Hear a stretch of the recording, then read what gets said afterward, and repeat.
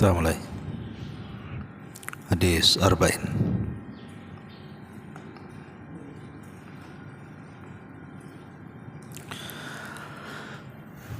Bismillahirrahmanirrahim. Bihamdillahi wassalatu wassalamu ala rasulillah wa ala alihi wa sahbihi wa mawalah wa la hawla wa la quwata illa billahi wa ba'du. Baik, kita masuk pada hadis ke-8 dari hadis Arba'in Nawawi. Kita baca hadisnya. An Ibni Umar radhiyallahu anhuma anna Rasulullah sallallahu alaihi wasallam qala umirtu an uqatilan nasa hatta yashhadu an la ilaha illallah wa anna Muhammadar Rasulullah wa yuqimus salata wa yu'tuz zakata fa idza fa'alu dzalika 'asamu minni dima'ahum wa amwalahum illa bihaqqil Islam wa hisabuhum 'ala Allah Ta'ala. Rawahul Bukhari wa Muslim. Dari Ibnu Umar radhiyallahu anhuma. Ibnu Umar adalah seorang ahli hadis di zamannya. Bukan hanya ahli hadis, dia seorang yang faqih, diberikan kecerdasan oleh Allah Subhanahu wa taala dan termasuk dari sigharus sahabah, sahabat yang kecil, karena senior-senior dia banyak seperti Abu Bakar, Umar dan yang lainnya. Beliau adalah putra daripada Khalifah Umar Ibn al-Khattab radhiyallahu anhu. Dan beliau adalah orang yang banyak memberikan fatwa karena kecerdasannya. Dan dia juga sahabat yang paling banyak meriwayatkan hadis, bahkan masuk dalam deretan 7 sahabat yang banyak meriwayatkan hadis Nabi sallallahu alaihi wasallam.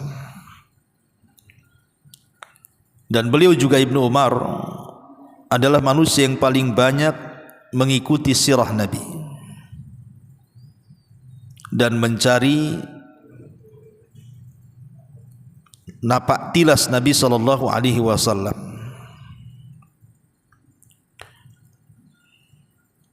Dan beliau menetap di kota Madinah dan menjadi mufti, dikenal dengan zuhudnya, ahli ibadahnya, dan begitu seterusnya.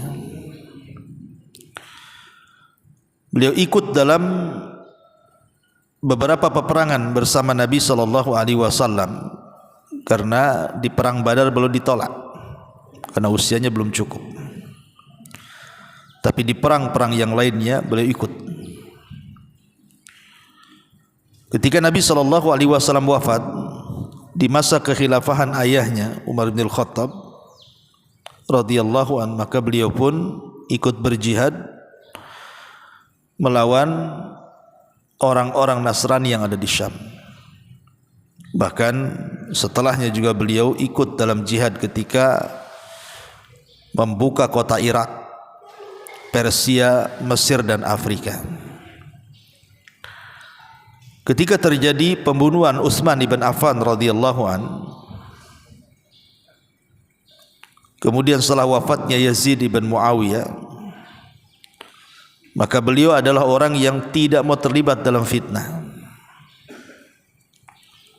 Di zaman Ali, dia ditawarkan untuk menjadi gubernur di Syam, tetapi beliau menolaknya. Dan beliau fokus untuk mengajar dan memberikan fatwa. Dan beliau sangat dikenal dengan sedekahnya. Ini di antara biografi singkat dari Abdullah ibn Umar radhiyallahu anhu. Beliau menukilkan sebuah hadis dari Nabi sallallahu alaihi wasallam, umirtu an uqatilan nas. Aku diperintahkan untuk memerangi manusia. Kata Rasul, aku diperintahkan untuk memerangi manusia hatta yashhadu alla ilaha illallah wa anna Muhammadar Rasulullah. Sampai mereka benar-benar mau bersaksi bahwa tidak ada sesembahan yang berhak disembah kecuali Allah dan Muhammad adalah utusan Allah. Kalimat umirtu an uqatilan nas, saya diperintahkan untuk memerangi manusia. Artinya Nabi SAW diperintah Allah untuk berjihad.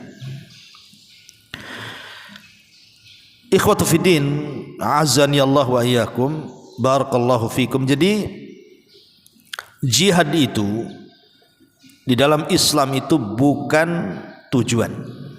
Ingat, jihad itu dalam Islam bukan tujuan, tetapi jihad itu hanya wasilah, seperti ibadah-ibadah yang lainnya. Lalu apa tujuannya? Tujuannya adalah bagaimana kita ini mentauhidkan Allah. Itulah tujuannya. Tujuan kita diciptakan ini, wa ma khalaqtul jinna wal insa illa liya'budun. Tidaklah aku menciptakan jin dan manusia kecuali agar mereka beribadah kepadaku. Kata Abdullah bin Abbas, artinya kecuali mereka mentauhidkan aku. Berarti tujuan hidup manusia adalah beribadah kepada Allah dengan cara mentauhidkan Allah, la ilaha illallah. Itu tujuan hidup kita. Berarti jihad itu bukan tujuan. Kalau orang sudah mentauhidkan Allah Subhanahu wa taala, sudah tidak perlu jihad lagi. Ngapain mau jihad? Pamanya sebuah negeri semua kaum muslimin, mau jihad sama siapa? Semua sudah Islam. Semua sudah mengucapkan 2 kalimat syahadat. Jadi jihad itu hanya wasilah. Sama dengan solat juga wasilah, sama dengan puasa wasilah, sama dengan haji wasilah, sama dengan ibadah-ibadah yang lainnya, hanya sebagai wasilah untuk menegakkan ghayah, menegakkan tujuan. Apa itu? La ilaha illallah. Makanya asal jihad itu fardu kifayah, menjadi fardu ain itu dalam kondisi tertentu. Jadi sekali lagi, bahwa jihad itu secara zatnya itu bukan tujuan, tapi dia hanya wasilah untuk mencapai tujuan, dan tujuannya adalah menegakkan kalimat la ilaha illallah. Maka di sini Rasul mengatakan, umirtu an uqatilan nasa, aku diperintahkan untuk memerangi manusia. Supaya apa? Hatta yashhadu an la ilaha illallah wa anna Muhammadan Rasulullah. Sampai mereka mau mentauhidkan dengan mengucap 2 kalimat syahadat. Apakah 2 kalimat syahadat ini cukup dalam hati saja, sudah memasukkan orang ke dalam Islam, ataukah harus diucapkan? Maka dalam akidah kita, ajaran Islam, bahwa kalimat 2 syahadat ini harus diucap. Kalau ada orang yang mu'alaf masuk Islam, dia meyakini dalam hatinya memang tidak ada sesembahan yang berhak disembah kecuali Allah. Dia meyakini dalam hatinya bahwa Muhammad adalah utusan Allah. Cukup? Tidak. Meyakini 2 kalimat syahadat dalam hati itu tidak memasukkan orang ke dalam Islam. Perhatikan ucapan Abu Talib. Abu Talib itu pernah mengatakan, walaqad alimtu bi anna dina Muhammadin min khairi adyanil bariyati dina laulal malamata aw hadari masabbatin lawajadtani samhan bidzaka mubina. Kata Abu Talib, walaqad alimtu bi anna dina Muhammadin min khairi adyanil bariyati dina. Sungguh aku mengetahui bahwa agama Muhammad adalah sebaik-baik agama dari seluruh agama manusia. Lihat, Abu Thalib mengakui tidak ada agama yang terbaik kecuali agama Nabi. Laulal malamati aw hadari masabbatin lawajadtani samhan bidzaka mubina. Kalau bukan karena celaan dan menghindari aib, kata Abu Thalib, kalau bukan karena celaan dan menghindari aib, maka kalian akan mendapati aku ada dalam petunjuk itu. Artinya pasti aku masuk Islam. Cuman karena takut dicela manusia, maka aku enggak masuk. Dalam hati Abu Thalib meyakini agama Muhammad itu benar kan, tapi dia tidak mau mengucapkan dalam lisannya. Apakah keyakinan Abu Thalib ke dalam Islam bahwa tidak ada agama yang lebih baik dibandingkan Islam menjadikan Abu Thalib Muslim? Tidak. Karena syarat seseorang itu menjadi Muslim harus mengucapkan dua kalimat syahadat tadi. Harus diucapkan, bukan dalam hati. Makanya ketika Abu Thalib saat-saat meninggal dunia, Nabi SAW mentalkin beliau dengan mengatakan, Qul ya ammi la ilaha illallah. Katakan, pamanku, tidak ada sembahan yang berhak disembah kecuali Allah. Tapi di sampingnya ada Abu Jahal dan mengatakan, atarghabu an millati Abdul Muttalib ya Aba Talib. Apakah engkau akan membenci agama moyangmu Abdul Muttalib dengan mengucapkan kalimat itu? Maka Abu Talib terdiam. Kadang-kadang dia menengok Nabi, kadang-kadang menengok Abu Jahal, dan terakhir dia mengatakan, aku masih tetap istiqomah di atas agama Abdul Muttalib. Dia tidak mengucapkan syahadat. Makanya sepakat ahli sunnah wal jamaah kecuali Syiah mengatakan Abu Talib kafir, tapi Syiah mengatakan Muslim. Tapi kita ahli sunnah mengatakan kafir karena tidak mengucap kedua kalimat syahadat, walaupun dalam hatinya meyakini bahwa agama Nabi itu lebih baik. Jadi syahadat itu harus diucap. Dan itu juga semisal ketika Fir'aun berdebat dengan Nabi Musa, di mana Allah Subhanahu wa taala mengatakan, wajahadu biha wastaiqanatha anfusuhum zulman wa uluwa, dan mereka mengingkarinya karena kezaliman dan kesombongan mereka, pada hal hati mereka sangat meyakini kebenaran. Fir'aun itu yakin Musa itu benar, tapi karena sombongnya si Fir'aun ini, kemudian Musa berkata kepada Fir'aun, laqad alimta ma anzala haula illa rabbus samawati wal ar basaira. Sungguh kamu, wahai Fir'aun, telah mengetahui bahwa tidak ada yang menurunkan mukjizat-mukjizat itu kecuali Rabb yang memelihara langit dan bumi sebagai bukti-bukti yang nyata.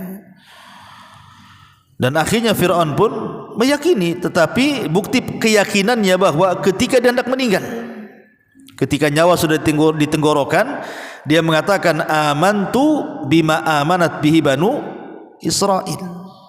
Aku beriman dengan apa yang diimani oleh Bani Israel.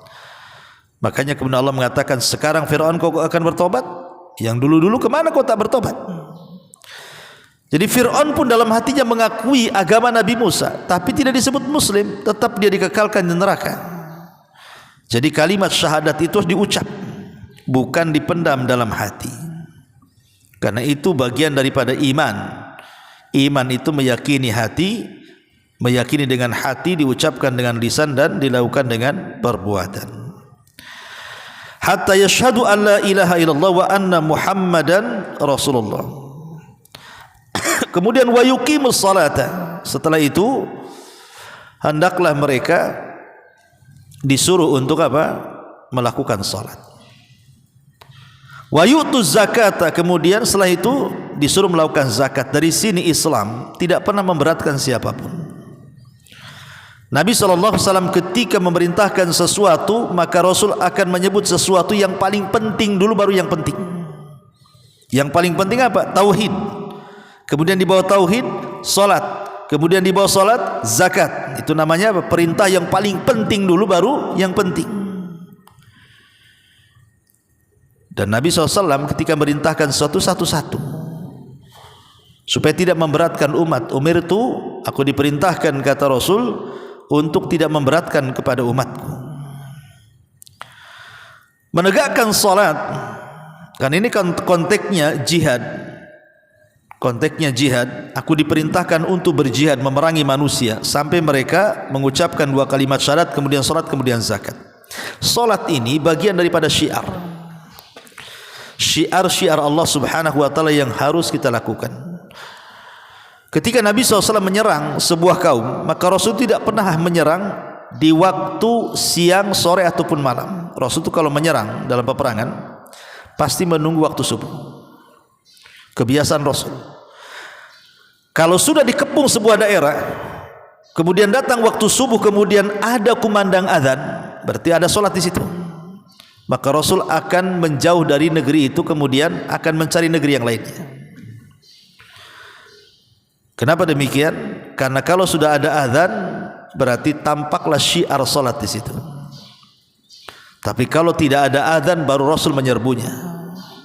Dari sini ada kaidah perbedaan negeri Islam dengan negeri kafir.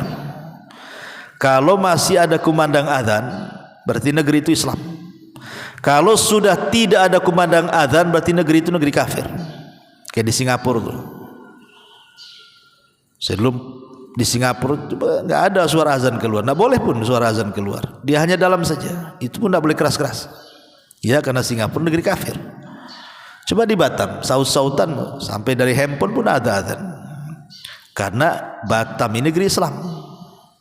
Jadi salat itu pembeda antara negeri Islam dan negeri kafir. Karena dia bagian daripada syiar. Begitu juga wa yu'tuz zakata, melaksanakan zakat. Ini pun bagian daripada syiar zakat itu. Zakat itu bagian daripada syiar dengan harta. Makanya Nabi SAW sangat menganjurkan orang itu untuk mengeluarkan zakat.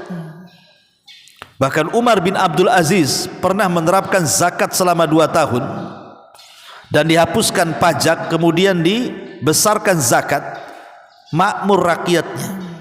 Tidak ada orang miskin di zaman Umar bin Abdul Aziz walaupun hanya 2 tahun. Kenapa? Karena diterapkan zakat, bukan pajak. Ya.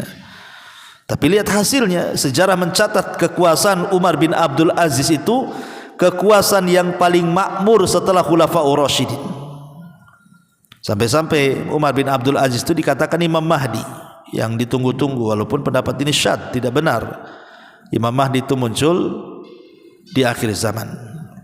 Ya.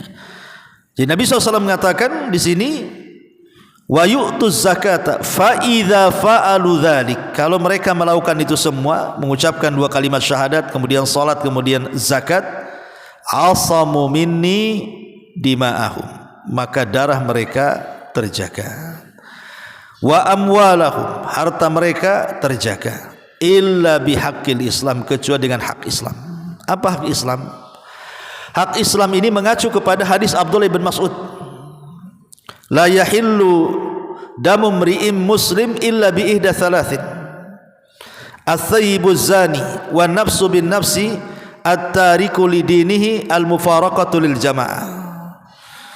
Jadi tidak halal alias haram seseorang itu menumpahkan darah seorang muslim kecuali 3 perkara.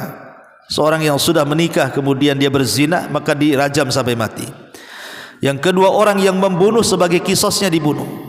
Kemudian orang murtad, orang yang Islam kemudian murtad dalam Islam, dia kalau tidak mau tobat, tidak kembali ke Islam, maka sama dengan orang kafir, maka juga dibunuh. Man baddala dinah faqtuluh, siapa yang mengganti agama dibunuh. Ini namanya hak Islam. Jadi Islam punya tuntutan, kalau engkau melakukan dosa ini hukumannya. Kalau engkau melakukan dosa itu, ini hukumannya. Itu namanya hak Islam. Islam punya hak. Baik hukuman itu potong tangan, rajam, cambuk, itu hak Islam. Kemudian wahisabuhum 'alallah, tapi hisabnya ya nanti itu urusan Allah. Apakah seorang pezina yang sudah menikah kemudian dirajam, apakah kemudian semua dosanya diampuni oleh Allah Azza wa Jalla karena sudah dirajam? Itu urusan Allah. Apakah orang mencuri kemudian dipotong tangannya, sudah potong tangannya, apakah kemudian dihapuskan dosa mencurinya? Itu urusan Allah. Itu kalimat wa hisabuhum 'alallah, dan hisabnya ditentukan kepada Allah, balasannya ditentukan kepada Allah. Jadi orang-orang yang sudah terkena hukuman hudud, apakah dosa-dosanya diampuni, itu urusan Allah. Wa hisabuhum 'alallah, urusan Allah, biar Allah yang nanti akan membalas. Itu namanya wa hisabuhum 'alallah. Lah hadis ini ikhwatu fiddin azani Allah wa iyyakum barakallahu fikum. Jadi hadis ini hadis yang sangat agung sekali, karena hadis ini memerintahkan kita untuk menyebarkan Islam, menyebarkan pokok-pokok ajaran Islam.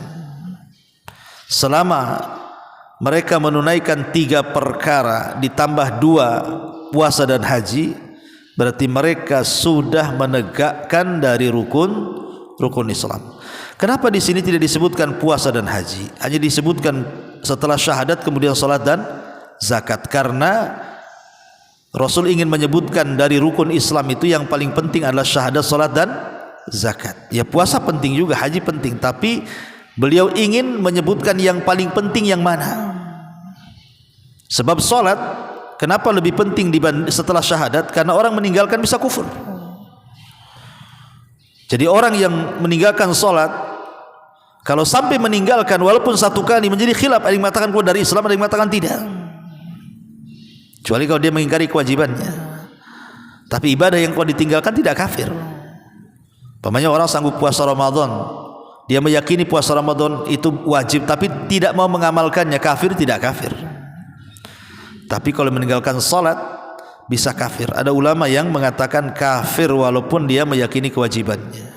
Walaupun pendapat yang kuat wallahu alam, selama dia masih meyakini kewajibannya dan dia salat kemudian tidak salat 1-2 kali, maka dia termasuk fasik dan telah melakukan dosa besar. Inilah diantara keterangan hadis Abdullah Ibnu Umar, hadis yang ke-8 dari hadis Arba'in Nawawi. Wallahu a'lam bishawab. Subhanaka wa bihamdika asyhadu an la ilaha illa anta astaghfiruka wa atubu ilaik. Allahu ta'ala alam. Assalamualaikum warahmatullahi wabarakatuh.